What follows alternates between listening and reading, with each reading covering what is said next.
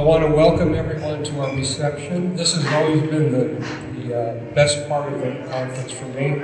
It's a time that we get together and find out that we're not alone out there, especially the professionals. We do what we do, and we are typically isolated where we live. And so it's good to get together and see each other face to face again and talk about what we're doing and feel like we're part of the community. Good evening, everyone. I'm Gail Tasch. I'm a psychiatrist. I was going to wear a vest. And a little bit about myself. I'm from River Forest, Illinois, originally. And anybody that is probably from the Chicago area would know that the gangsters live in River Forest. And when I was growing up, we had neighbors that were in the mob. And the Accardo family was our neighbor. And my parents had lots of friends. And to be a friend of my parents, you had to fit one of two criteria. Number one, super rich, or alcoholic. That's not funny. But when I was growing up, Tony Accardo was head of the Chicago mob. He started as a hitman for Al Capone and rose through the ranks, and he was head of the Chicago mob when I was growing up, and the Accardo family was our neighbors. So the mob was really a big influence in my life because we knew these people so well.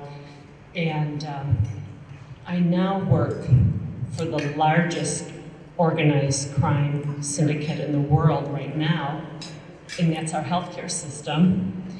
And I also started as a hitman for that mob. I talked about clinical depression.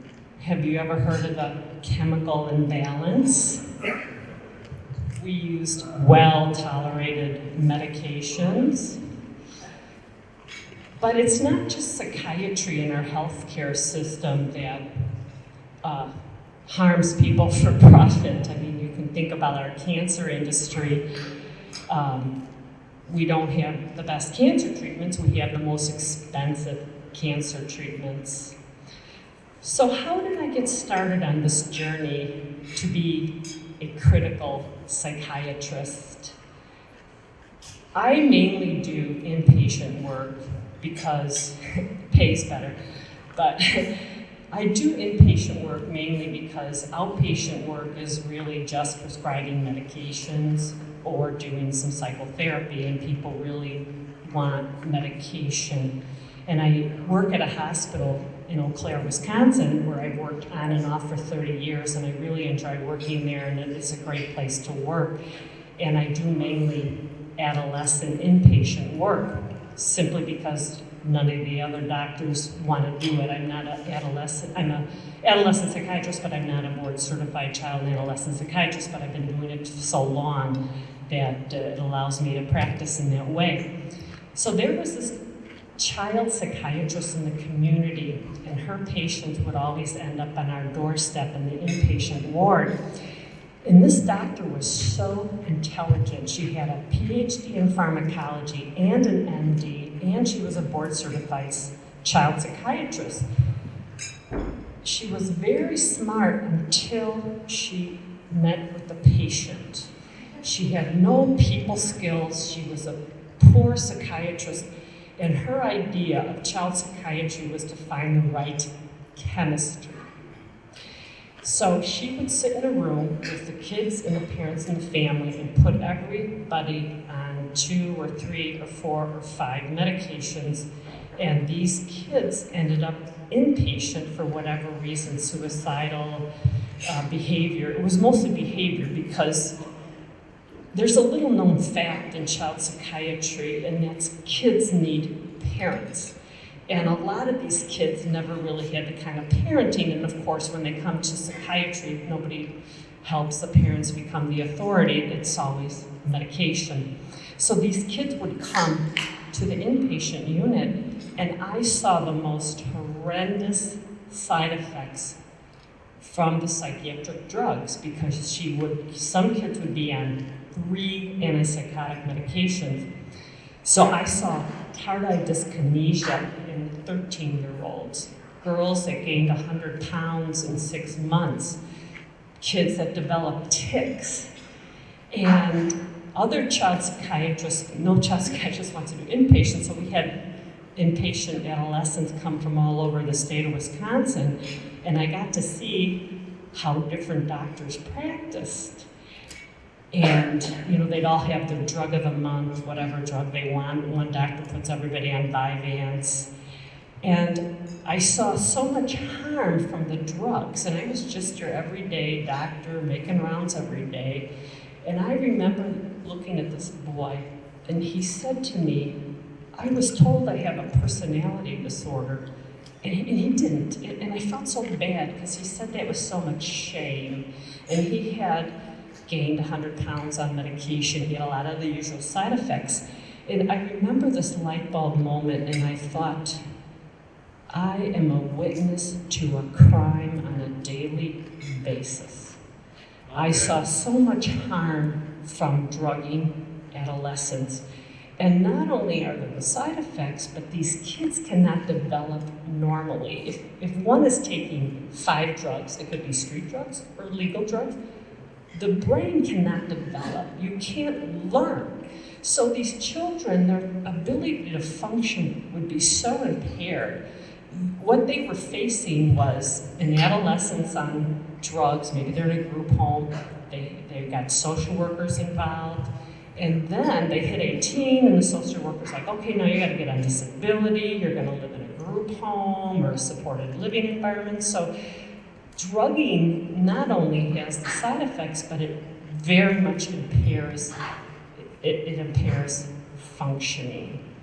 So,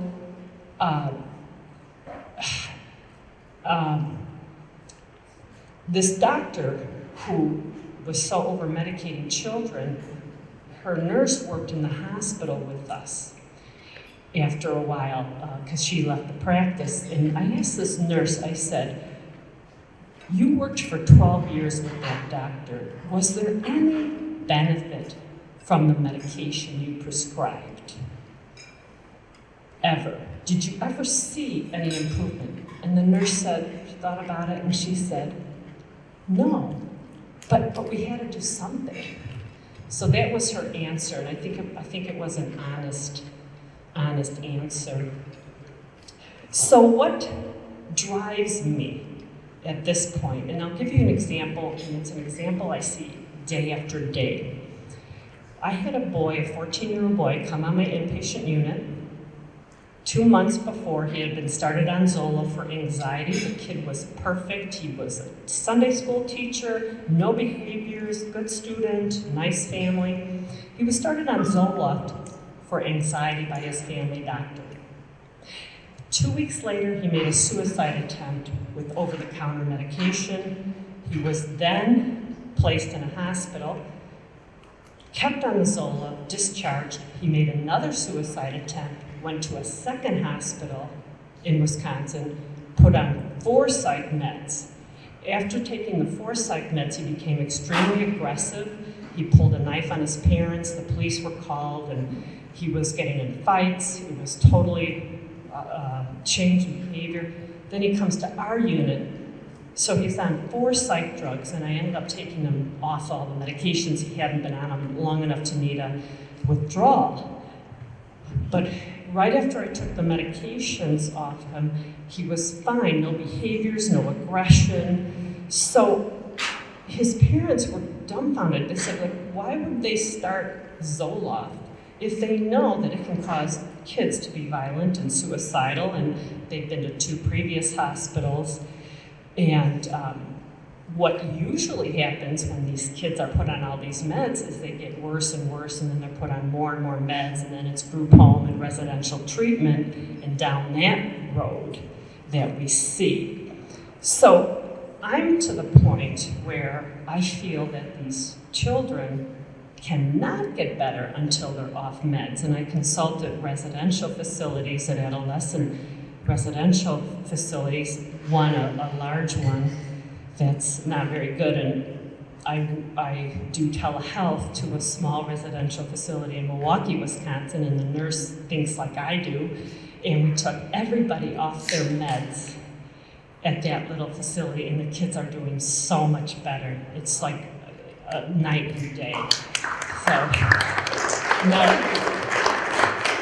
thank you. So the bigger facility, where I try to lower meds, I have so much pushback. I try to lower a med and take a kid off medicine, and I get a nasty email to social worker. This kid is court ordered to have medicine, and he needs to have, it's like I could put him on anything and she'd be happy. But this boy who was court ordered to have medicine, he won't take anything anyway, thank God. And he says, I know I don't need medicine, and he was on lithium, and he stopped it on his own at the facility and refused to take it. He got psychotic from lithium withdrawal, but he's doing much better now. So, when I started in psychiatry, 30 years ago, was about therapy. We studied Freud, we studied Carl Jung, we studied analysis. I got exposed to different types of psychotherapy. And some residents now, psychiatric residents, they come out of residency and they have no training in psychotherapy at all. When I was in my residency, it was called eclectic because we got exposed to therapies and also biological treatments, medication. But the thought in the late 80s, 90s, it was like the better psychiatric residencies were only biological because that was the only way to go. All the psychiatric diagnoses are really brain disorders and they need a medication, and a really good residency is biological. But luckily, I had a lot of exposure to psychotherapy, and that was actually more emphasized than medications. So I'm feeling right now, and this is, of course, an anti-psychiatry view, and it took me a while to get here. When one starts a psychiatric medication, you are sending somebody on the road to ruin. And I don't say that lightly. First of all, there's a huge placebo effect. You go to this nice doctor, to the fancy clinic, your health insurance covers it, you've seen the commercials. In one of my yearly brainwashing sessions called Continuing Medical Education, there was this psychiatric researcher who was putting 4- and 5-year-olds on Prozac. And she put up her results of the study, and she had an 80% placebo response to Prozac in kindergartners. And somebody in the audience was like, hey, what's that? She goes, oh, that, don't pay any attention, that's just placebo. She goes, that's the bane of our existence. And she was pressed further by somebody in the audience, and they said, well, why do you think you have an 80% placebo response with Prozac? And she said, well, it's because the child is with a warm, caring adult. So what does that tell you, But it's not just the placebo effect. When one starts psychiatric drugs, the placebo effect works, and then we lose that. And people are always saying, well, the meds worked in the beginning, we just have to find the right meds. I know it, they worked in the beginning, and parents say that the meds worked in the beginning because you had the placebo response.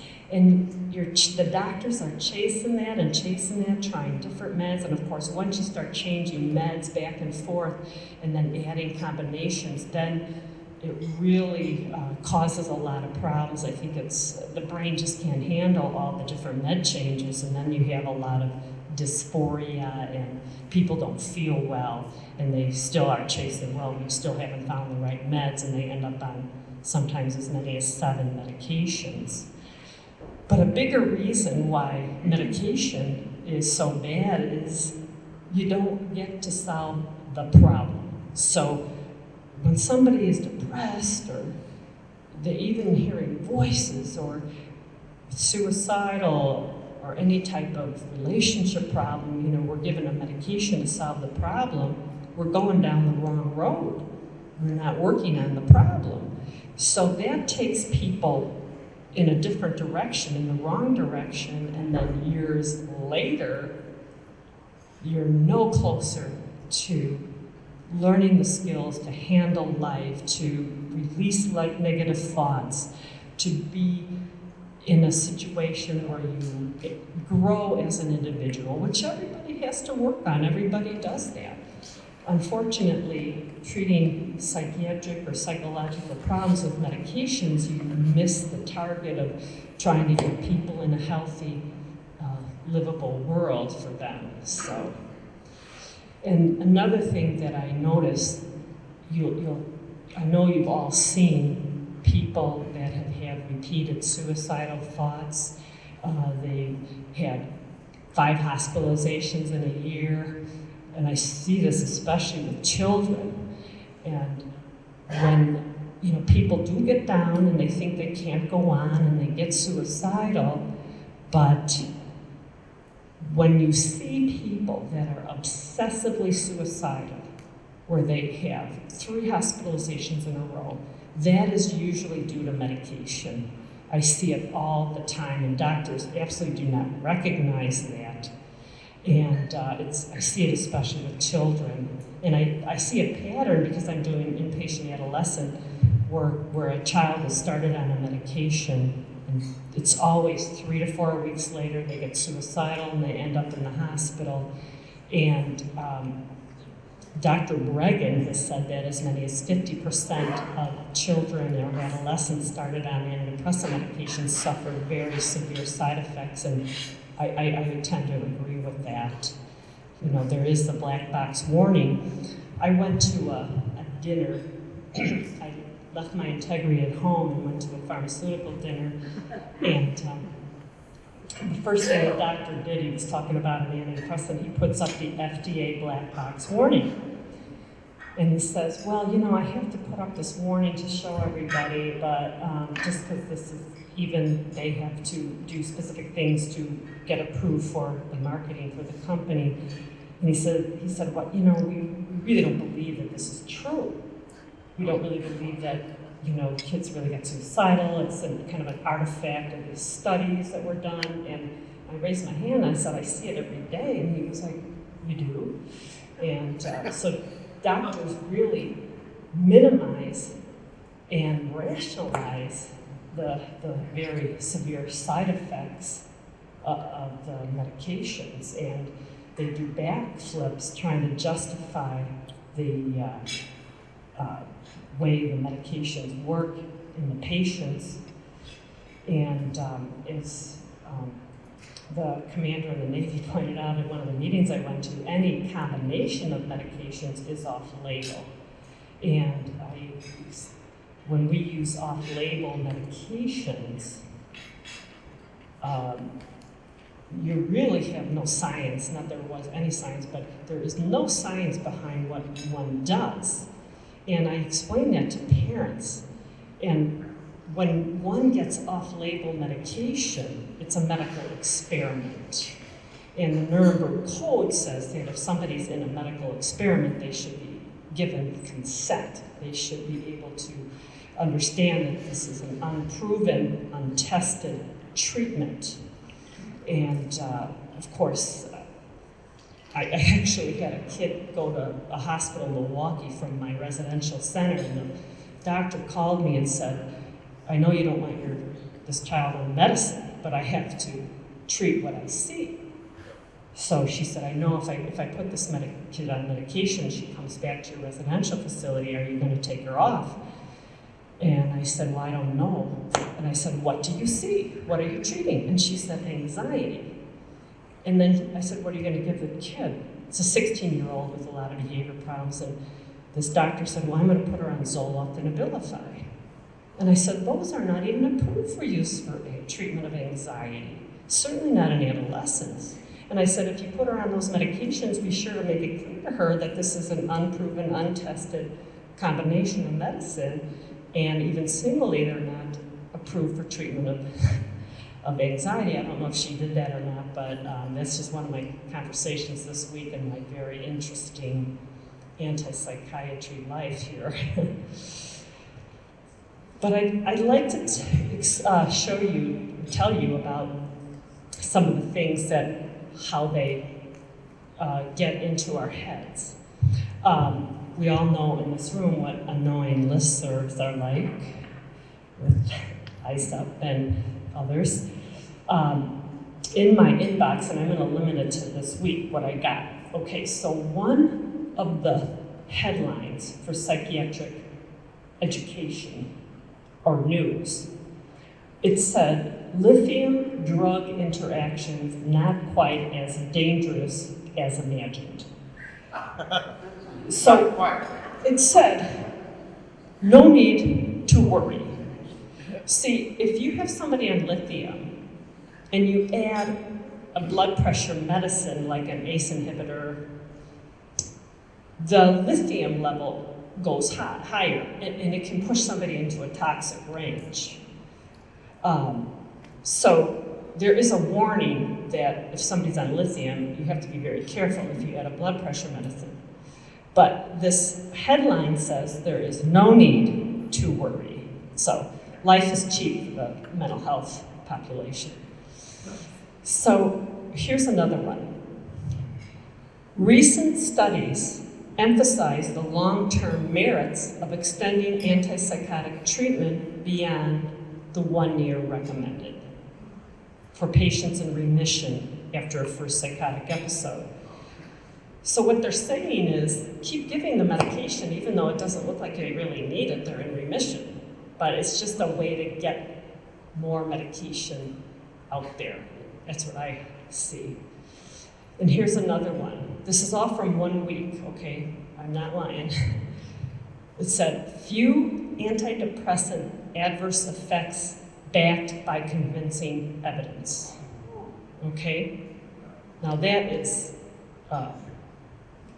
in my vast experience, a bold-faced lie because the antidepressants, in my opinion, are so tricky because they are so difficult to get off of. And they change people drastically. And I think it's a subtle change, and I don't think people notice it. But I think if you see people that are put on antidepressants and really sit down and ask the family, they'll say, they just don't seem the same. They're just flat, and they are numb. And I had a conversation with Dr. Robert Whitaker, and he told me that he wrote an article that antidepressants cause genital numbness. And unfortunately, if one has that, it does not go away even if you stop the antidepressant. And he said that he tried to get it published in a magazine. I mean, he's certainly an established author, but he couldn't get it published in a magazine. And I said to him, well, 75% of advertising in magazines and TV is pharmaceutical. I don't know how you're going to get a anti-drug or a negative message out about a drug in a magazine. So luckily he has his own website. So here's another one that, this honestly also in my inbox, it says, how doctors are incentivized and brainwashed to be puppets. Okay, that's Dr. Joseph Mercola. So he had his, I'm on his list also. So. But it's really interesting how I'm tolerated at the hospital, and I really like the hospital I work at because they do tolerate me. And the psychiatrists, I don't know what they think, and I don't even ask. But I went down to Illinois for 1 day to testify for Marcy Weber, and she's the lady who committed a violent crime after being on horrendous amounts of medication and then stopping it. And I left for 1 day to testify in this legal case. And I came back, and there was a doctor that covered my patients, and I wasn't even through the door, and the nurse had a little post-it note, and she's holding it around. She said, Dr. Tasch, Dr. H put all 5 kids on Remeron, you're going to want to take them off. So the nurses are so on board with me. They are so behind me. And the social workers not so much, but the nurses, I don't even try to get them to my way of thinking, but just observing what happens on the unit, the teacher who teaches the adolescents when they're in the hospital, she said to me, I've never talked to her, I just have seen her. She said, Dr. Tasch, I'm so glad you take kids off medicine. I really agree with what you're doing. And the nurses the nurses don't come up through the mental health system. So they come through the medical system, and they don't have the inner brainwashing that we see with psychiatry. And it's really a pleasure to work with them, because when I'm like on the weekend, I go, I wonder how the patients are going to get screwed up now, like who's on call, So it's nice that I didn't expect it, but I have their backing. So I've decided, and I'm so grateful to be understanding and to see the light, and even though I trained at Mayo Clinic and I had a fancy education, and now I'm doing the exact opposite I was trained to do and learned after all these years, but I'm so grateful that I can see this for what it is. So what I do now is I've decided to devote a large portion, I think, to helping people that have been harmed by the mental health system. And I'm grateful to Toby Watson. I've been referred to testify in legal cases. I'm sure you're all going to be reading about Marcy Weber, who would not mind me sharing her story. Marcy traveled back to Illinois, didn't have her meds. She was on extremely high doses of drugs, got paranoid, psychotic, delusional, and with the addition of Ambien, was in such a psychotic state that she murdered her 4-year-old daughter. And it's the only time she's been psychotic. She wasn't psychotic before then, she hasn't been after, and she's been held in a mental facility in Illinois and has been trying to get out and petitioning the court to be released. And she did gain conditional release. Now, the judge she had was did a very good job. And he said in the order that there was a night nurse in her trial, or hearing rather, that said he doesn't work anymore. So the night nurse testified that the doctor that was treating Marcy, she did petition the court to not take meds. That was a whole other thing. Marcy was not psychotic, she was not on medication. But her doctor at Elgin wanted to get a court order to force her to take medicine, even though she hadn't been psychotic in years. And so the night nurse, who doesn't work there anymore, testified that the doctor told him not to say in the chart that she was pleasant and cooperative. He admonished the nurse, and the nurse was told, do not write positive things about Marcy in her medical record at the forensic facility, because he wanted to get a court order to force medication. So that is why I do what I do, because somebody has to speak for Marcy and people like her who are victims of this horrendous system of treatment that harms way more people than it helps.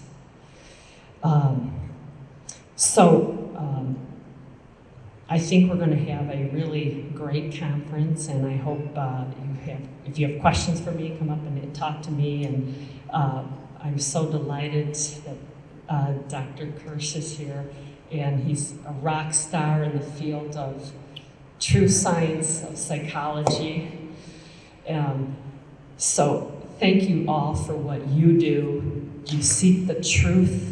We are warriors for social justice. And thank you very much.